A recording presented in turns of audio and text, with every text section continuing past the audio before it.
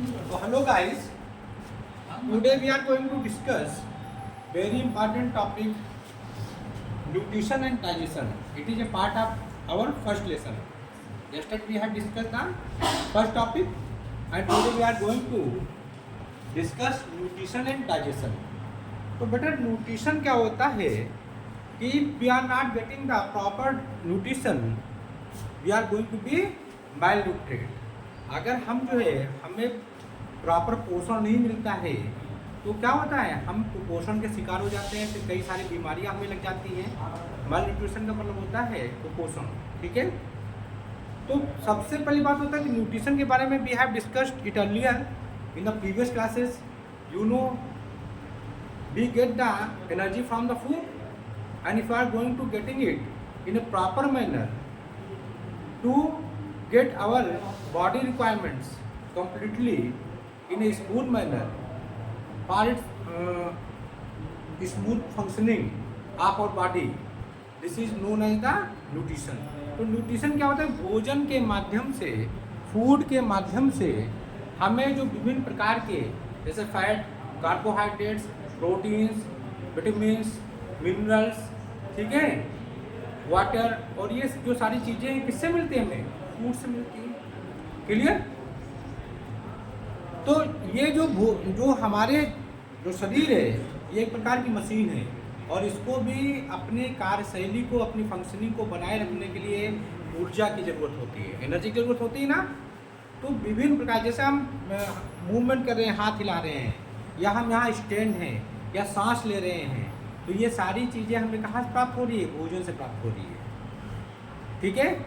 और भोजन से जो विभिन्न प्रकार के जो पोषक तत्व हैं, जो मैंने आपको बताया, पोषक तत्व में आपको फैट, कार्बोहाइड्रेट्स, ठीक है, विटामिन एक्सेट्रा, ये सारी चीज़ें हमें भोजन से प्राप्त होती है। और हमारे शरीर को जो उपयुक्त, हमारे शरीर को अच्छी तरीके से जो फंक्शनिंग के लिए जो एनर्जी रिक्वायरमेंट्स होती है वो हमें कहाँ से प्राप्त होती है, भोजन से। अब प्रश्न ये उठता है कि व्हाट इज फूड, फूड क्या है, anybody can define it, what is food, food क्या है बेटा। Food is an organic materials synthesized by the plants and blue green algae। तो क्या हमारे अंदर वो पावर नहीं है, हमारे अंदर वो पावर नहीं है। तो भोजन क्या है, एक जटिल कार्बनिक पदार्थ जिसका निर्माण पौधे करते हैं या ब्लू ग्रीन एल्गी करते हैं, ठीक है ना। या पायरेमिशियम जो है वो भी एक नॉर्मल एल्गी वो करता है, या कुछ बैक्टीरियो क्लोरोफिल युक्त जो बैक्टीरिया हैं वो करते हैं। और हम लोगों में किसी प्रकार का कोई दम नहीं कि हम अपना भोजन स्वयं बना सकें। भोजन क्या करते हैं, भोजन बनाने का काम करते हैं सिर्फ और सिर्फ प्लांट्स। ये नेचर ने केवल प्लांट्स को ही बताया है कि तुम्हें इस योग में तुम भोजन क्यों बना सकते हैं, क्यों बना सकते भाई, क्योंकि उनके अंदर क्लोरोफिल होता है। अच्छा, क्लोरोफिल क्या होता है, क्लोरोफिल जो पौधे होते हैं, ऑर्गेनेल्स, पौधे में एक स्पेशल ऑर्गेनेल्स होते हैं, उनके अंदर एक पिगमेंट पाया जाता है क्लोरोफिल, और क्लोरोफिल कई प्रकार के होते हैं। उस पिगमेंट को वो हरे रंग का होता है, और वो पिगमेंट जो है वही इस योग्य होता है, यानी प्लांट को इस योग्य बनाता है कि जिससे वो अपना भोजन स्वयं निर्माण कर सके। क्लियर। एक चीज़ और मैं बता दूँ, हम ये डिस्कस करते हैं कि हमें जब इवॉल्वेंट ऑफ द O2 ऑक्सीजन निकलती है तो कहाँ से निकलती है, ये भी आपको मालूम है कि पौधे में गार्ड सेल भी होती हैं, पत्तियों में, ठीक है। आप देखते हैं कि ऊपरी सतह जो पत्तियों की होती है वो बहुत चिकनी होती है, नीचे क्या होते हैं, खुरदरी होती है। कोई भी पौधे की पत्ती को आप उठा करके देख सकते हैं। तो ऊपर चूँकि वो सनलाइट के, सन के डायरेक्ट उसमें होता है, वहाँ क्लोरोफिल ऊपर ज़्यादा होता है, नीचे कम होता है। लेकिन गार्ड सेल क्या होती हैं, वो पानी को इवापोरेट करती हैं, वाष्पीकृत, ताकि पौधा क्या होता है, ठंडा रहे, पौधे की जो फंक्शनिंग है वो क्या होगी, बहुत आसानी से हो, ठीक है। तो स्टोमेटा जो होते हैं गैस एक्सचेंज का भी काम करते हैं, उसमें गार्ड सेल्स होती हैं, ठीक है। और मैलिक एसिड होता है जो उनकी फंक्शनिंग कंट्रोल करता है, closing and opening of the stomata. तो चूंकि हम यहाँ पढ़ रहे हैं डाइजेशन के बारे में, न्यूट्रिशन के बारे में, तो न्यूट्रिशन जो हमें प्राप्त होता है, भोजन जो प्राप्त होता है, किससे प्राप्त होता है? पौधों से, और पौधों में क्लोरोफिल पाया जाता है। अच्छा, जो प्रोसेस होती है भोजन बनाने की, जो प्रोसेस होती है कहाँ होती है? किचन में होती है कि प्लांट्स के जो है प्लांट्स किचन में होती है, जो लीव्स कहलाती हैं, कहाँ होती है भाई? लीव्स में होती है। अच्छा, लीव्स में प्रोसेस कौन सी होती है जिससे बनाया जाता है भोजन? क्लोरोफिल होता है ना? क्लोरोफिल मेन वो ऐसा सब्सटेंस है जिसके बिना जो ये पूरी फोटोसिंथेसिस की प्रक्रिया नहीं हो सकती। अच्छा बेटा सुनिए, यहाँ कार्बन डाइऑक्साइड तो क्या हो गया है, इसको हम मान लेते हैं, इसमें चूंकि कार्बन, इसलिए हम इसको ऑर्गेनिक मटेरियल कह सकते हैं, ठीक है। और ये क्या H2O क्या है आपका? H2O आपका वो इनऑर्गेनिक मटेरियल है। इसके साथ में यहाँ देखो आयरन, मैग्नीशियम, H2O यानी जल, और नाइट्रोजन और फास्फोरस, इनकी भी महत्ता जो क्लोरोफिल मतलब फोटोसिंथेसिस में होती है। ये सब क्या है? इनऑर्गेनिक मटेरियल से। क्या है? इनऑर्गेनिक मटेरियल से जटिल ऑर्गेनिक मटेरियल जिसको हम भोजन कहते हैं, उसका निर्माण पौधे करते हैं, और इसी भोजन से हम विभिन्न प्रकार के अपने शरीर के लिए जो रिक्वायर्ड एनर्जी होती है, ठीक है, उसकी पूर्ति के लिए हम भोजन करते हैं। और भोजन में हमें विशेष विभिन्न प्रकार के पोषक तत्व मिलते हैं। पोषक तत्व में फैट है, कार्बोहाइड्रेट्स है, और क्या है? Minerals, vitamin and so many things. Clear? अब आप देखिए कि यहाँ पर ये जो ऑक्सीजन निकल रही है, ये ऑक्सीजन कहाँ से निकलती है और CO2 पौधों में कहाँ मिलती है? तो ये जो एक्चुअली में जितनी भी देखिए, लीव्स की ऊपरी सतह से, तने के ऊपरी सतह से, ठीक है, और कुछ हद तक कुछ जड़ें होती हैं, ठीक है, उनकी ऊपरी सतह से जो है गैस का क्या होता है? एक्सचेंज होता है। एक्सचेंज मतलब क्या होता है? आदान प्रदान। CO2 अंदर गई, O2 बाहर निकली। O2 क्यों बाहर निकली? क्योंकि फोटोसिंथेसिस की क्रिया चल रही है। ये हर पौधे में होती है एक्सचेंज की जो प्रोसेस, और उसमें महत्वपूर्ण जो भूमिका अदा करता है वो हमारा स्टोमेटा करता है। क्लियर? या कुछ लेंटिकल्स होते हैं कुछ पौधों में, वो क्लियर? तो एक्चुअली हम यहाँ न्यूट्रिशन की बात कर रहे हैं बेटा। तो न्यूट्रिशन में दो प्रकार के न्यूट्रिशन होते हैं, एक ऑटोट्रॉफिक और दूसरा क्या होता है? हेटेरोट्रॉफिक। तो ऑटोट्रॉफिक की जो केवल सिस्टम है वो केवल plants, blue green algae and algae, ठीक, और साथ ही साथ प्लस यहाँ कर लो some bacteria having bacteriochlorophyll. Clear? तो इन्हीं में ये जो प्लांट्स हैं, ठीक है, सभी प्लांट्स, ठीक है, कुछ ऐसे बैक्टीरिया या जीवाणु जिसमें बैक्टीरियो क्लोरोफिल होता है, साथ ही साथ ब्लू ग्रीन एल्गी, नील हरी शैवाल जिसको कहते हैं, ये इन सारों में, इन सभी में अपना भोजन स्वयं निर्माण करने की क्षमता होती है। अब आते हैं हेटेरोट्रॉफिक जो न्यूट्रिशन है वो क्या होता है? हेटेरोट्रॉफिक न्यूट्रिशन कितने प्रकार का होता है? 3 प्रकार का होता है।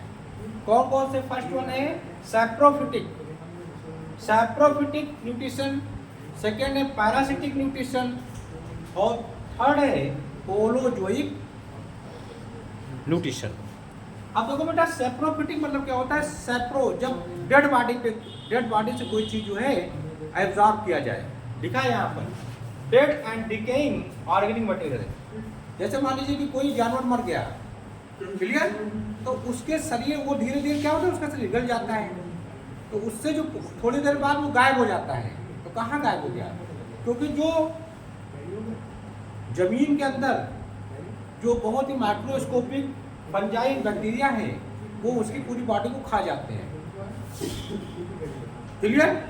ये ऐसा न्यूट्रिशन जिसमें पोषण जो है वो डेड बॉडी से प्राप्त हो, सैप्रोफिटिक न्यूट्रिशन कहलाता है। In such type of nutrition are going to get the nutrition from the dead body. Example fungi and bacteria. Second one में आते हैं पैरासिटिक। पैरासिटिक बैक्टीरिया क्या होता है? पैरासिटिक मतलब जब दूसरे के ऊपर हम आधारित हो,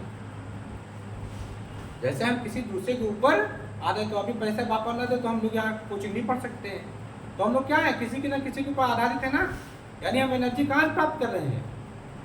अपने फादर से। वही तो हमारी सारी रिक्वायरमेंट्स को पूरा कर रहे हैं। तो हम पैरासिटिक किसी के ऊपर हम आधारित हैं। जैसे the food synthesized by others, यानी भोजन किसी दूसरे के द्वारा निर्माण किया जाता है और खाया किसी के द्वारा जाता है।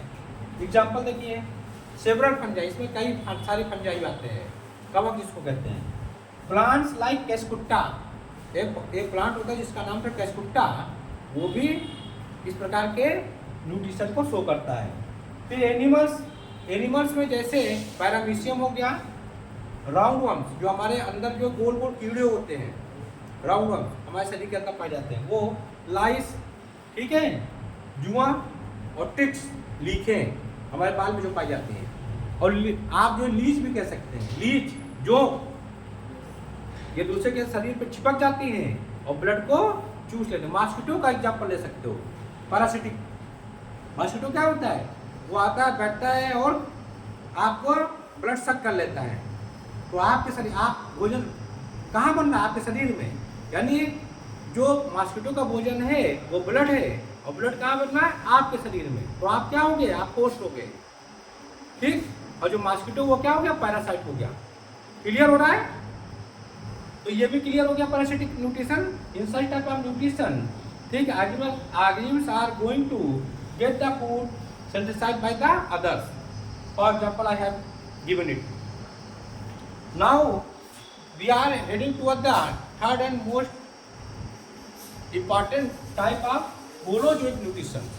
Holozoic nutrition क्या होता है? In which complex organic material is fed by ingestion. हम क्या है बेटा? हम क्या है? अगर पूछ लें आप क्या हैं? Who are you? Who are you? आप कौन हैं? हम कौन हैं? तो हम लोग क्या हैं? एक जटिल जो है कार्बनिक मैटर है, जटिल। क्लियर? जैसे कीड़ा है उसमें भी जान होती है।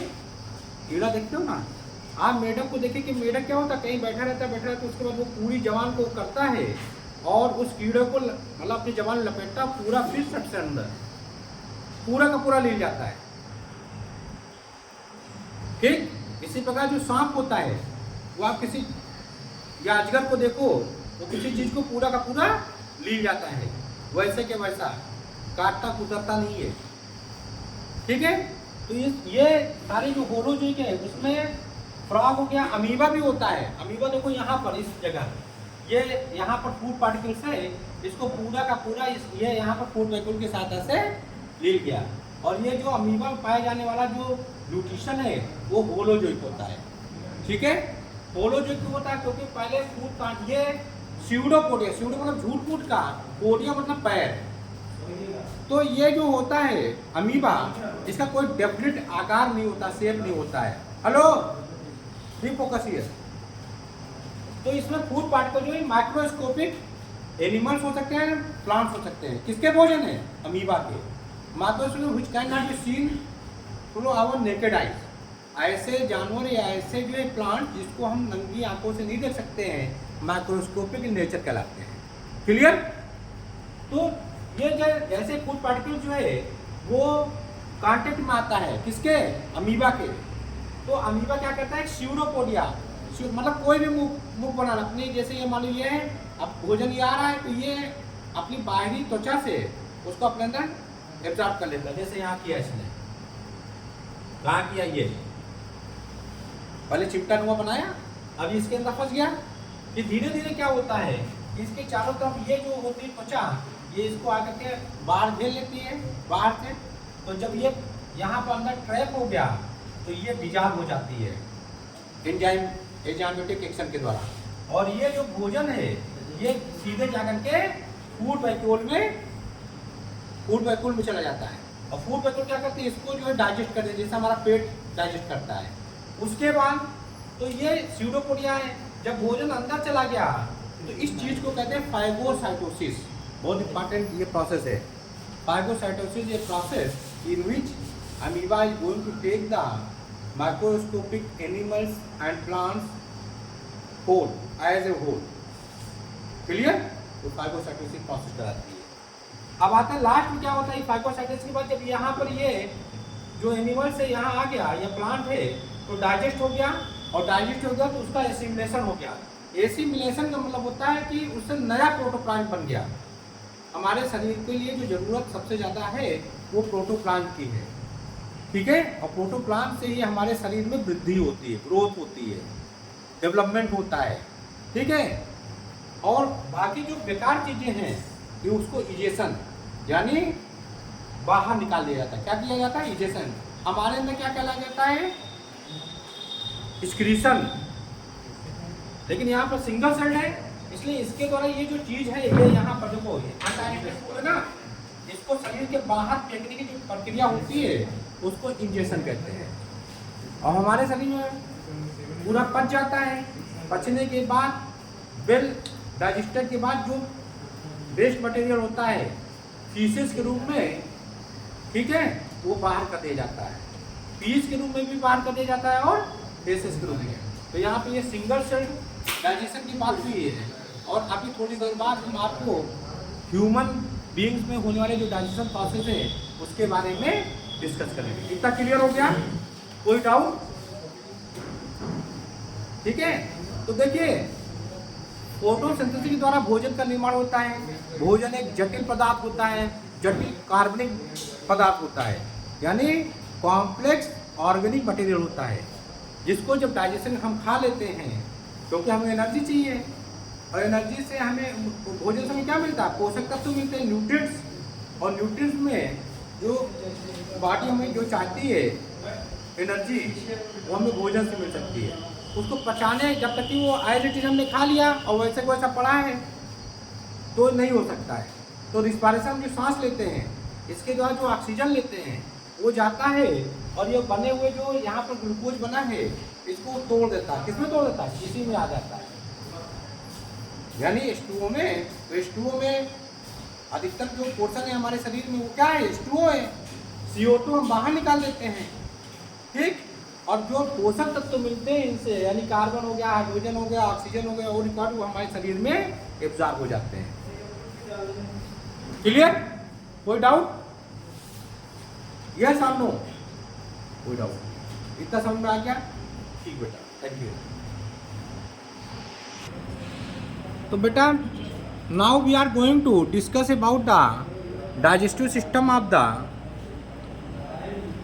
Human beings. यहाँ आप देख रहे हैं कि ये जो है एक्चुअली में माउथ है। माउथ से स्टार्ट होता है ओएसोफेगस, ओएसोफेगस से ये लीवर में, लीवर के बाद जो है ये ओएसोफेगस के बाद ये स्टमक में, स्टमक से स्मॉल इंटेस्टाइन में, और स्मॉल इंटेस्टाइन से बिग इंटेस्टाइन में, लास्ट में एनस, और एनस से बाहर। तो ये और इसमें जो ग्लैंड्स होती हैं जैसे लीवर ग्लैंड्स हो गई, पैंक्रियाज हो गई, ठीक है, ये देखिए पैंक्रियाज हो गई, और साथ ही साथ जो स्टमक में जो ग्लैंड्स होती हैं, साथ ही साथ सलेवरी ग्लैंड जो होती हैं, ये विशेष प्रकार के जूस को शो करती हैं, और इससे जो है बहुत ही ज़्यादा डाइजेशन में हेल्प मिलती है। तो now we are going to discuss it the digestion process in the human beings, यानी हम लोगों में डाइजेशन प्रोसेस का। देखिए ये हमारी बक्कल कैविटी है, मुंह, इसमें जबान है, ठीक ना। और इसके अंदर 3 जोड़े जो है ग्लैंड्स पाए जाते हैं, सलेवरी ग्लैंड्स। सलेवरी ग्लैंड्स क्या होती है कि जैसे हम भोजन कोई भी चीज़ खाते हैं, कोई भी चीज़ खाते हैं, वो क्या है? भोजन है। उससे हमें कोई ना कोई न्यूट्रिएंट्स मिलेगा ही मिलेगा। तो जैसे ही हमने भोजन किया, ठीक, तो हमारे मुंह में जैसे ही भोजन गया तो लार उसको क्या कहती है? दांत उसको पीसते हैं, और लार उसको क्या कहती है? ग्राइंड, उसमें सलाइवा मिलाती है। सलाइवा में एक एंजाइम होता है, देखिए सलाइवरी ग्लैंड जो 3 पेयर होती हैं, ठीक है, उसमें एक एंजाइम होता है टाइलिन, जो भोजन को क्या कर देता है? उस कार्बोहाइड्रेट्स का आंशिक पाचन, यानी पार्शियल डाइजेशन करता है। इसीलिए अगर बहुत ज़्यादा आप किसी रोटी को चबाते हैं तो धीरे धीरे क्या होता है, वो रोटी आपको मीठी लगने लगती है। This is the reason because ptyalin is going to digest it initially. Clear. फिर भोजन जो है क्या हो गया, जो भोजन आया है वो गीला हो गया। जैसे ही उसमें सलाइवा मिला यानी लार मिली तो क्या हो गया, गीला हो गया। अच्छा लार आई कहाँ से, सलाइवरी ग्लैंड से। सलाइवरी ग्लैंड से लार आई। लार में एक एंजाइम मिला टाइलिन। टाइलिन भोजन के साथ जो है जो आए हुए हानिकारक पदार्थ हैं उनको मार दिया थोड़ा बहुत, और उसके बाद हमारे भोजन को जो है वो गीला कर दिया। गीले करने में यानी सरकने में आसानी होती है। अब देखिए बक्कल कैविटी के बाद ये ओएसोफेगस है, एक नली सी है, ये यहाँ पर देख लीजिए, ये ओएसोफेगस है। क्या है ये, ओएसोफेगस। ठीक है ना। तो एक्चुअली में जो भोजन जो है मुंह से होता हुआ ओएसोफेगस के द्वारा यानी आहार एलिमेंट्री कैनाल में ये पोर्शन होते एलिमेंट्री कैनाल में माउथ हो गया, फिर हमारा ये ओएसोफेगस हो गया। ओएसोफेगस के बाद फिर हमारा स्टमक हो जाता है, पेट। इसके भी 3 पार्ट होते हैं, जे सेप्ट होता है। फिर स्मॉल इंटेस्टाइन हो गया, छोटी आंत। फिर लार्ज इंटेस्टाइन हो गया, बड़ी आंत। लास्ट में एनस हो गया। और जो अनडाइजेस्टेड पोर्शन आपका फूड वो क्या होता है, शरीर से बाहर निकाल दिया जाता है। क्लियर, फीसेस के रूप में। इतना क्लियर होगा। ये एलिमेंट्री कैनाल में है और इनकी सहायता के लिए जो अन्य जो है डाइजेस्टिव ग्लैंड्स होती हैं उसमें लीवर है, दूसरा क्या है पैंक्रियाज है, और तीसरा मैंने पहले ही बता दिया सैलिवरी ग्लैंड्स है। ठीक है। स्टमक भी एक प्रकार का ग्लैंड्स ही है, उसमें गैस्ट्रिक जूस निकलते हैं। ठीक है। तो एक्चुअली में जो एक सैलिवरी ग्लैंड जो होती है वो डाइजेशन प्रोसेस में हेल्प करती है। कैसे हेल्प करती है, सलाइवा को प्रोड्यूस करके। क्लियर। दूसरा रोल ऑफ लीवर क्या होता है, बाइल जूस, यानी जिसको हम जो है बाइल जूस का सिक्रेशन ये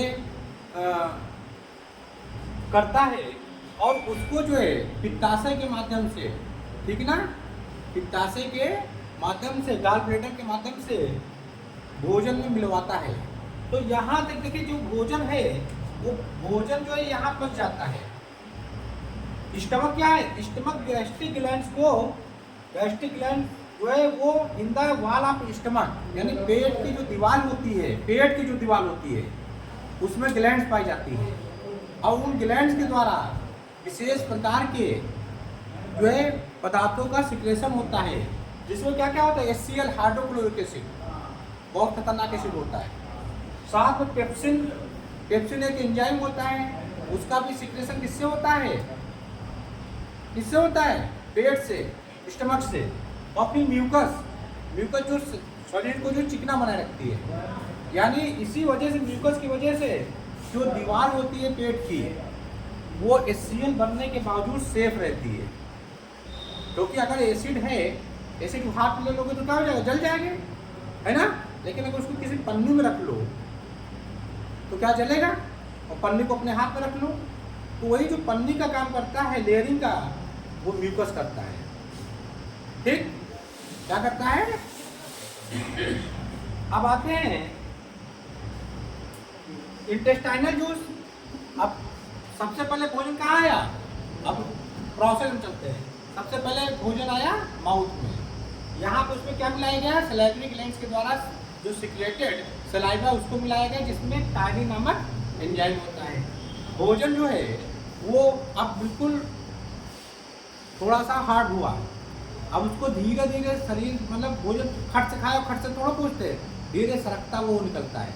अच्छा, जो सरकता वो निकलता है तो पेरिस्टोलिक मूवमेंट कहते हैं, यानी माउथ से और स्टमक तक पहुंचने की, ओएसोफेगस के तहत पहुंचने की जो प्रक्रिया होती है उसमें ओएसोफेगस में क्या होती है, तो मतलब स्पेक्टर होते हैं। स्पेक्टर मतलब जो भोजन को ऐसे ऐसे नीचे की ओर ले जाते हैं, ठीक, और पेट तक पहुंचा देते हैं। और इसीलिए अब जब स्पेक्टर में जब हम कभी बीमारी में होते हैं और कोई मान लीजिए हमारे पास हानिकारक पदार्थ हो जाता है, तो यही जो स्पेक्टर ये ऊपर की ओर मूवमेंट करते हैं और मुंह से हम पूरा जो भोजन अंदर रहता है वो बाहर निकाल लेते हैं, उसको उल्टी कहते हैं, वोमिटिंग। तो पेरिस्टोलिक मूवमेंट वहाँ पे उल्टी हो जाती है। अब अगर एक पेरिस्टलिक मूवमेंट जो होती है वो भोजन को मुंह से ओएसोफेगस के माध्यम से पेट तक ले जाने की में हेल्प करने वाले पेशियां होती हैं, ठीक है, मसल्स। क्लियर हो गया? जैसे भोजन जो है स्टमक में पहुंचता है, जो जे शेप होता है, इसके 3 पार्ट होते हैं, ठीक है। भोजन यहाँ इसमें क्या मिलाया जाता है? HCl मिलाया जाता है। माध्यम क्या हो जाता है? HCl क्या करता है? हानिकारक भोजन के साथ आए हुए जो हार्मफुल बैक्टीरिया उसको डिस्ट्रॉय कर देता है। पेप्सिन जो प्रोटीन्स आती हैं, यानी बहुत ही, उसको क्या कर देता है? डाइजेस्ट कर देता है एमिनो एसिड में।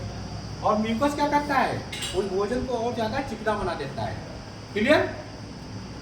फिर भोजन जो है इस पेट से निकल करके एग्जिट ऑफ जो फूड फ्रॉम स्टमक वो स्फिंक्टर मसल्स के माध्यम से, स्फिंक्टर मसल्स होती है जो विशेष काम ये होता है कि जैसे पेट में है तो इसको छोटी आंत में धकेलने का काम करती है।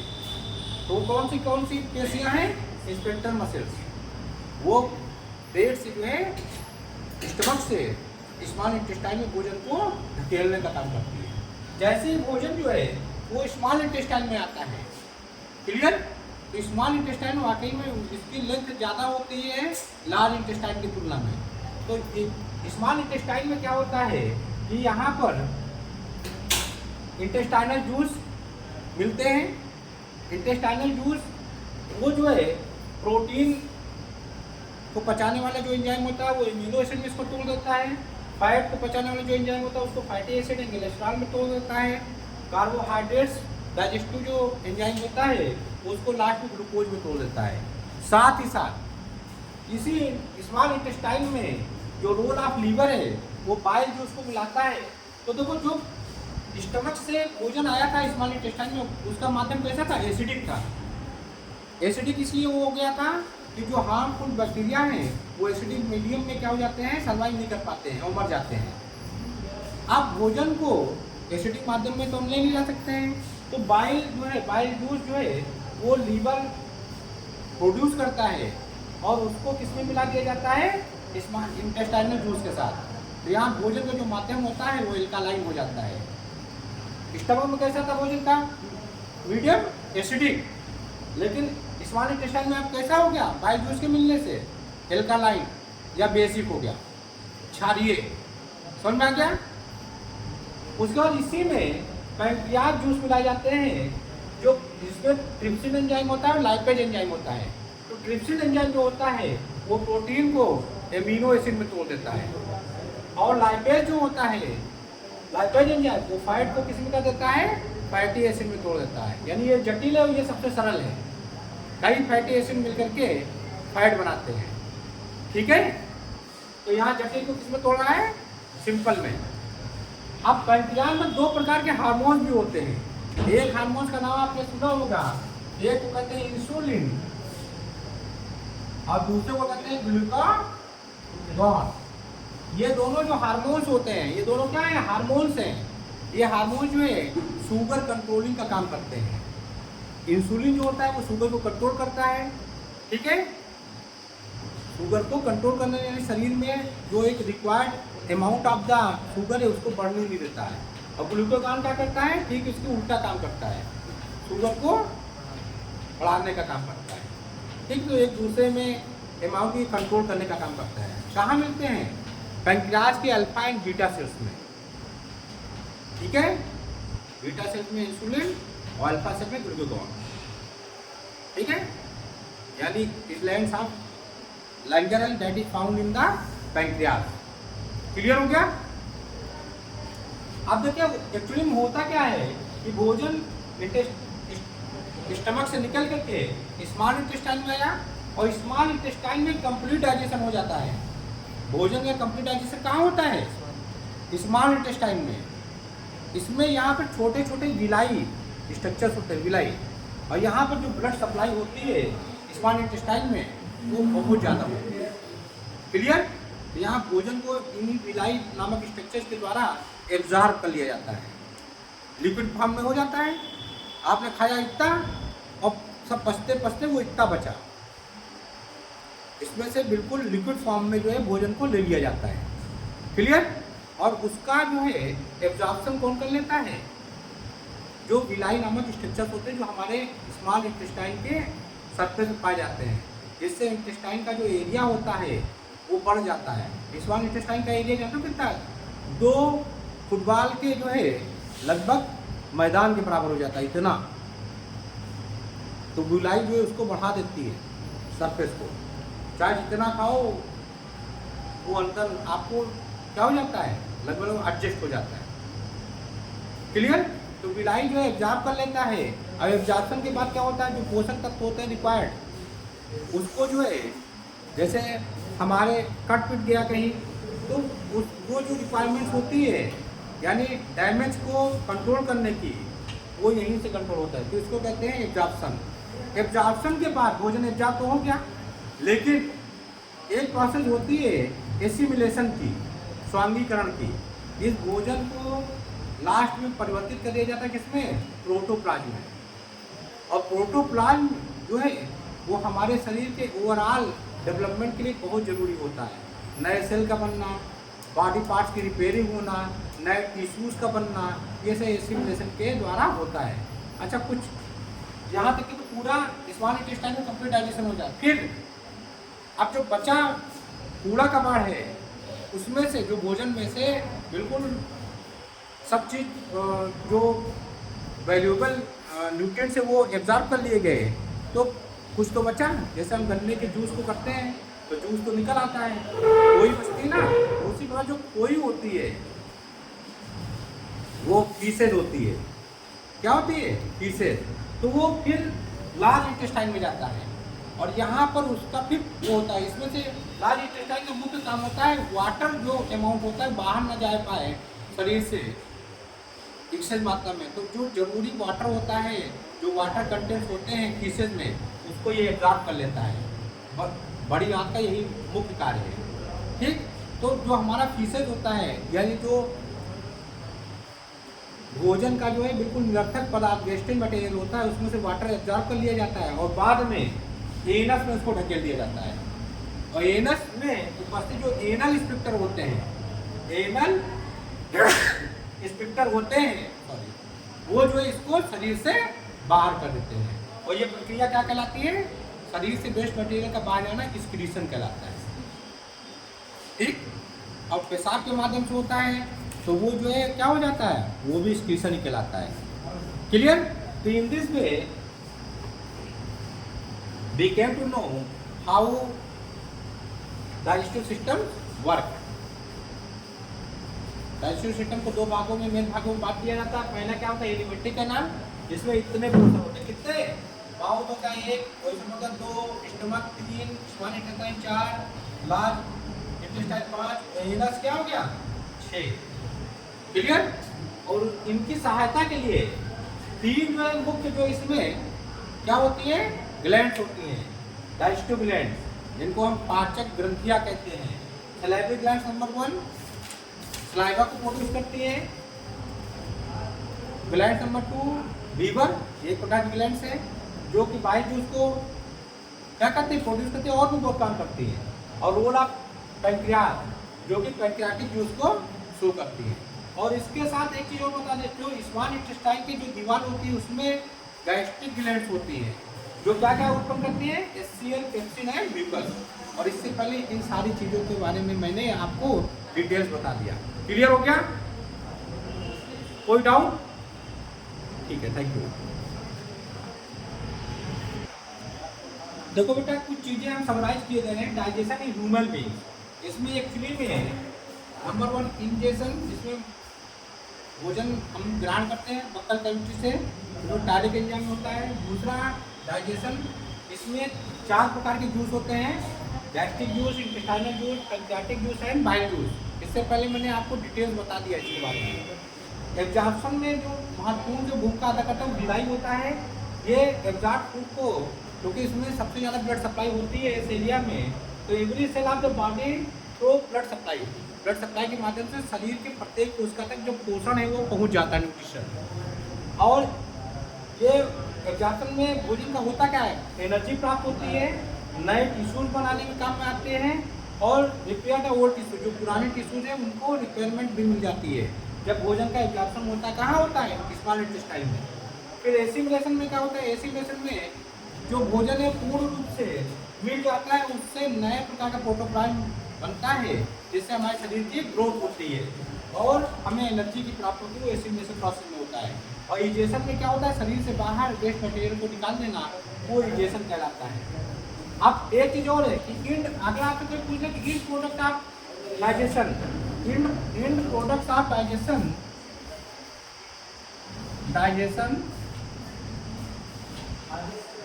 तो इसमें जो भोजन का जो डाइजेशन होता है, उसका जो इंड प्रोडक्ट्स होते हैं, जैसे प्रोटीन टूट जाता है सबसे सिंपलेस्ट फॉर्म में एमिनो एसिड में, यानी कई एमिनो एसिड बने थे तो उससे प्रोटीन बनी थी। लेकिन यहाँ क्या हो रहा है, प्रोटीन जो जटिल थी वो सरलतम रूप में टूट जा रही है एमिनो एसिड में, इससे नीचे इसको नहीं तोड़ा जा सकता है। प्रोटीन को नीचे नहीं तोड़, जैसे हमको तोड़ा जाए तो हम कहाँ, हम लोग सेल में अलग हो जाएंगे, एक सेल में। सेल तो हम स्टार्ट हुए थे, या मान लीजिए कि कोई हमारा कपड़ा है, अगर इसका एक धागा निकाला जाए तो क्या हो जाएगा, निकल जाएगा ना। तो वो धागा नहीं है यहाँ पर, इसको आप निकाल, अब धागे को कहाँ निकालोगे, धागे में से धागा थोड़ा निकलेगा कि निकलेगा। तो जाहिर बात है कि प्रोटीन को एमिनो एसिड से ज़्यादा नीचे नहीं तोड़ा जा सकता, इसी प्रकार फैट को फैटी एसिड से नीचे नहीं तोड़ा जा सकता, और कार्बोहाइड्रेट्स को ग्लूकोज के नीचे बिल्कुल नहीं तोड़ा जा सकता। ठीक है, ये सिंपलेस्ट फॉर्म है, कॉम्प्लेक्स टू सिंपलेस्ट फॉर्म है, डाइजेशन में ही होता है। और यही इन प्रोडक्ट होते हैं। इन प्रोडक्ट कौन है, प्रोटीन पचा तो एमिनो एसिड बना, फैट को बिल्कुल फैटी एसिड में तब्दील कर दिया गया और कार्बोहाइड्रेट्स को ग्लूकोज में। अब आते हैं यहाँ, देखिए भोजन जो था डाइजेस्टिव सिस्टम में दो चीज मुख्य होती है, एलिमेंट्री कैनाल जिसमें हमने आपको बताया था कि 6 चीजें होती है, उसमें गैस्ट्रिक ग्लैंड जो होती है स्टमक की दीवारों में होती है, और डाइजेस्टिव ग्लैंड्स जो कि भोजन को पचाने में सहायता करती हैं, उसमें सैलिवरी ग्लैंड्स जिसमें डायलिक एंजाइम्स, लीवर जिसमें गैस्ट्रिक जूस, कौन सा जूस है, बाइल जूस, और पेंक्रियाज जिसमें कौन सा जूस होता है, पेंक्रियाटिक जूस होती है, ठीक है ना। अब आते हैं फूड जो होता है वो organic and complex material. What is food, food जो है वो ऑर्गेनिक और कॉम्प्लेक्स मटेरियल होता है। जब इनका डाइजेशन होता है तो ये simplest form of the food में तब्दील हो जाते हैं। Simplest form of the food क्या होता है, amino acid, fatty acid and glucose etcetera. Thank you.